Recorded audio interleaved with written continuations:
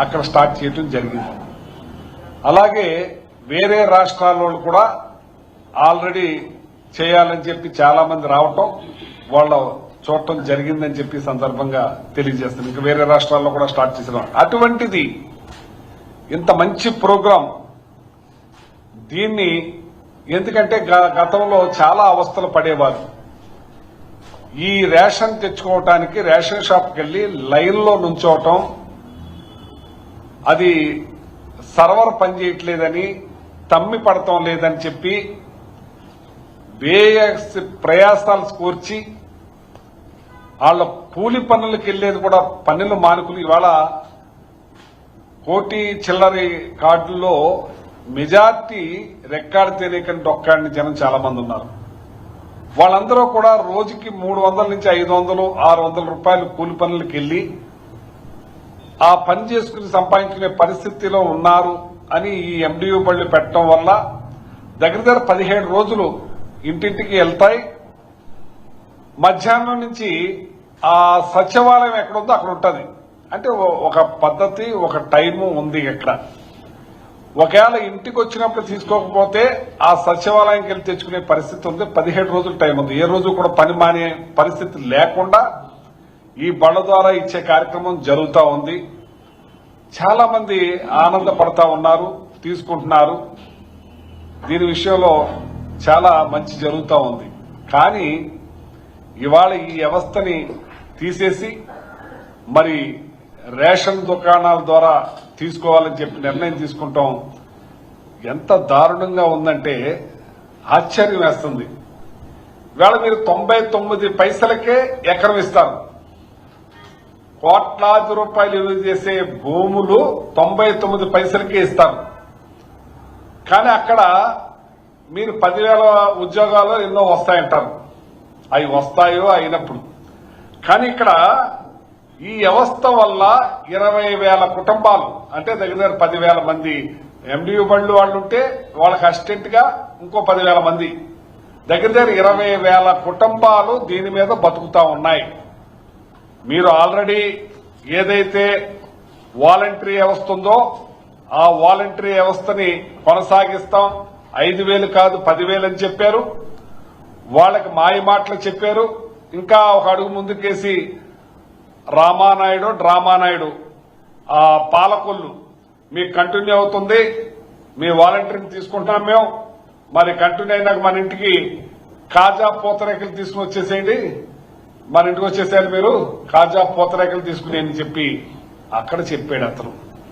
ఇన్ని మాటలు చెప్పిన వాళ్ళు 2,60,000 మందిని నిష్కారణంగా తీసేసింది మీరు కాదా అని అడుగుతున్నాను.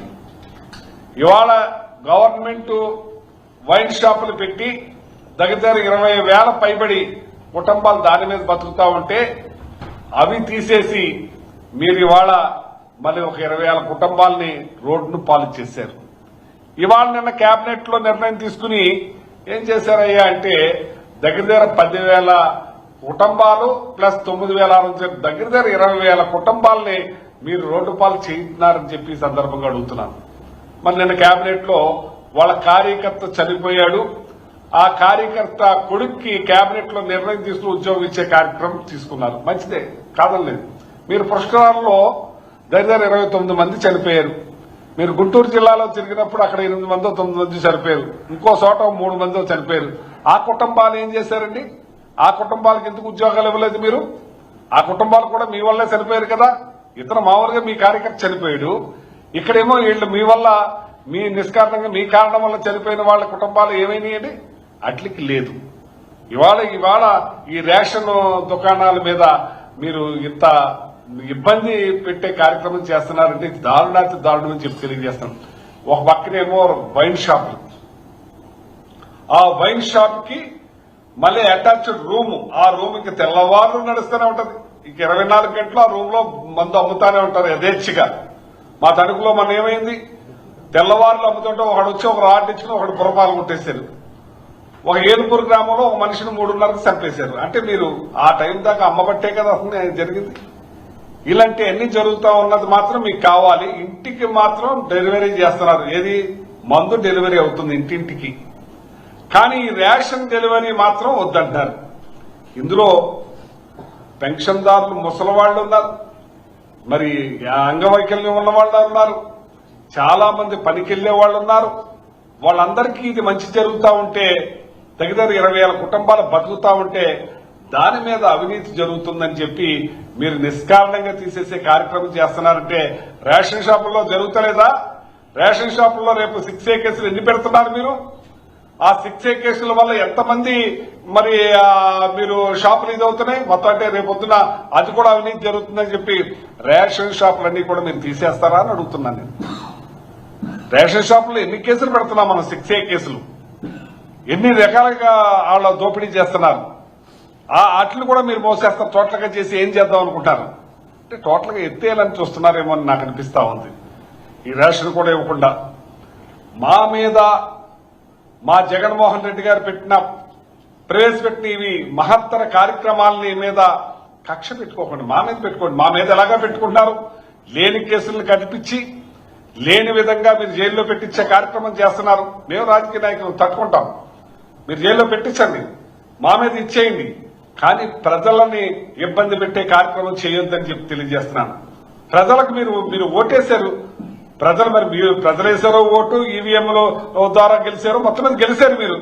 ఈ కక్ష సాధింపు ప్రజల మీద చేయకుండా ప్రజా పంపిణీ వ్యవస్థలు ప్రజలకు అందించే విషయంలో మీరు కక్షపూరితమైనది వాళ్ళ మీద చూపించకుండా మా మీద ఎలాగా చూపిస్తున్నారు కాబట్టి మా మీద చూపించండి. మా నాయకుడు పెట్టి మంచి పేరు వచ్చినాయి, మంచి దేశాల్లో పేరు వస్తున్నాయని చెప్పి అట్ల మీద మీరు చూపిస్తా ఉన్నారు, వ్యవస్థలను కుప్ప కూలుస్తా ఉన్నారు. ఇవాళ చదువులు ఉన్నాయి, ఇవాళ మంచి దాని మీద మరి జడ్పీ హై స్కూల్ కానీ ఆ స్కూల్స్ కానీ విపరీతంగా బ్రహ్మాండంగా మార్చి ఇంగ్లీష్ మీడియం తీసుకొచ్చి ఇంగ్లీష్ మీడియం వేస్ట్ అన్నారు, దండగా అన్నారు, అల్లరి చేశారు, దుర్మార్గం చేశారు. మళ్లీ ఆ వ్యవస్థని మీరు కొనసాగించే కార్యక్రమం చేస్తున్నారు. కానీ ఆ స్కూల్స్ ను మాత్రం పాడు చేసే కార్యక్రమం చేస్తున్నారు. ట్యాబ్లు ఇచ్చారు, ఇంగ్లీష్ మీడియం, డ్రెస్సు, మంచి స్కూలు బ్రహ్మాండంగా నడిపించే కార్యక్రమం చేస్తే అది నిర్యాణం చేసే కార్యక్రమం చేస్తున్నారు. గోరుముద్ద అనే పథకాన్ని తీసుకొచ్చి మంచి భోజనం పెట్టి పౌష్టికాహారం ఇచ్చే కార్యక్రమం చేస్తే దాన్ని నిర్యాణం చేస్తున్నారు. ఇవాళ ఈ రేషన్ దారులు ఎంత నష్టపోతున్నారని చెప్పి మేము అడుగుతున్నాను. నేను వాళ్ళ కుటుంబాలు ఏమైపోతాయని చెప్పి నేను అడుగుతున్నాను. ఈ ఎండిఓ బళ్ళు తీసుకొచ్చి వాళ్ళకి ఇచ్చి వాళ్ళ ద్వారా నడిపించి కాలపరిమితి పెట్టి ఇదే మనోహర్ గారు చెప్పారు 2023 వరకు నడిపిస్తాం, ఆ తర్వాత మీకు బళ్ళని హ్యాండ్ ఓవర్ చేస్తామని చెప్పి తెలియజేసి ఇప్పుడు మరి సడన్ గా మీరు ఇది ఇలా ఎత్తేసారంటే వాళ్ళ పరిస్థితి ఏం కానని అడుగుతున్నాను. వాళ్ళ బ్యాంకుల పరిస్థితి ఏమని చేయాలని అడుగుతున్నాను. ఇవన్నీ కూడా మీరు దృష్టిలో పెట్టుకుని ఇది కొనసాగించవలసిన అవసరం మీకు ఉందని చెప్పి ఈ సందర్భంగా తెలియజేస్తున్నాను. మరి ఇవాళ ఇన్ని రకాలుగానంటే అసలు ఏదో ఉన్నారు కదా ఏంటంటారు మీరు? మీ పరిపాలన ఏ విధంగా చేయాలనుకుంటున్నారు మీరేమి డబ్బా 1,70,000 కోట్ల రూపాయలు సంవత్సరం తిరగకుండానే అప్పు చేసేశారు. ఏం చేశారో ఎవరికి తెలియదు. ఇవాళ జగన్మోహన్ రెడ్డి గారు అప్పు చేశారంటే 2,70,000 కోట్ల డీబీటీ ద్వారా ప్రజలకు కొట్టింది కనపడుతుంది. హాస్పిటల్స్ 17 హాస్పిటల్స్ కనపడుతున్నాయి, పోర్టులు కనపడుతున్నాయి, జట్టీస్ కనపడుతున్నాయి, ప్రతి గ్రామంలోని సచివాలయాలు కనపడుతున్నాయి, ఆర్బీకే సెంటర్లు కనపడుతున్నాయి. మీరు ఏం చేశారో తెలీదు. ఈ చిన్న కార్యక్రమం రాష్ట్ర ప్రజలందరికీ కూడా మేలు జరిగే కార్యక్రమాన్ని మీరు తొలగించే కార్యక్రమం చేస్తున్నారంటే ప్రజల మీద మీకున్న కక్ష అని అడుగుతున్నాను. లేకపోతే శాడిజమా అనుకోవాలా? మీరు శాడిజం ఉంటే మా మీద చూపించండి, ప్రజల మీద చూపించకండి. కానీ ఎప్పుడు మీరు ప్రజల్ని బాధ పెట్టే కార్యక్రమం చేస్తారు. ఇవాళ మీరు సూపర్ 6 అని చెప్పారు, సూపర్ 6 ఏది కూడా అమలుపరచట్లేదు. రైతులు బాధలు పడుతున్నారు. రైతు ధాన్యం కొనుగోలు చేస్తామన్నారు, సకాలంలో చేయలేదు. ఇంకా ధాన్యం కొనవలసినవి ఉన్నాయి. రోడ్డెక్కి రైతులందరూ కూడా అలవ లక్ష్మణాన్ని బాధపడతా ఉన్నారు. ఏ వ్యవస్థను మీరు సక్రమంగా చేస్తున్నారని చెప్పి మిమ్మల్ని అడుగుతున్నాను. ప్రతి వ్యవస్థని కూడా కుప్పకూల్చే కార్యక్రమమే చేస్తున్నారు. ఇవాళ అన్ని వర్గాల వారు బతికేటట్టు చేశారు జగన్మోహన్ రెడ్డి గారు. న్యాయ బ్రాహ్మణ్స్ కి మేలు చేశారు, రజకులకు మేలు చేశారు 10,000 చొప్పున. అలాగే ఆటోలకి ట్యాక్సీలకి మొత్తం అట్లన్నీ 15,000 రూపాయలు ఇచ్చే కార్యక్రమం చేశారు. ఇవాళ ఎండిఓ బళ్ళని ఇంత పెద్ద ఎత్తున తీసుకొచ్చి వాళ్ళకి 20,000 కుటుంబాలకు బతికేటట్టు చేశారు. మీరు ఈ రోజున ఏం నిర్ణయం ఒక్క పెన్న కలంతో మీరు వాళ్ళని ఇబ్బంది పెట్టే కార్యక్రమం చేస్తున్నారు, వాళ్ళ కుటుంబాలను పొట్టగొట్టే కార్యక్రమం చేస్తున్నారు. పొట్టగొట్టే కార్యక్రమం మీకు ఎవరిచ్చారని అడుగుతున్నాను నేను. మీకు ఇచ్చిన పరిపాలన దేనికి ఇచ్చారు? 5 సంవత్సరాలు మీరు పరిపాలించమని ఇచ్చారు.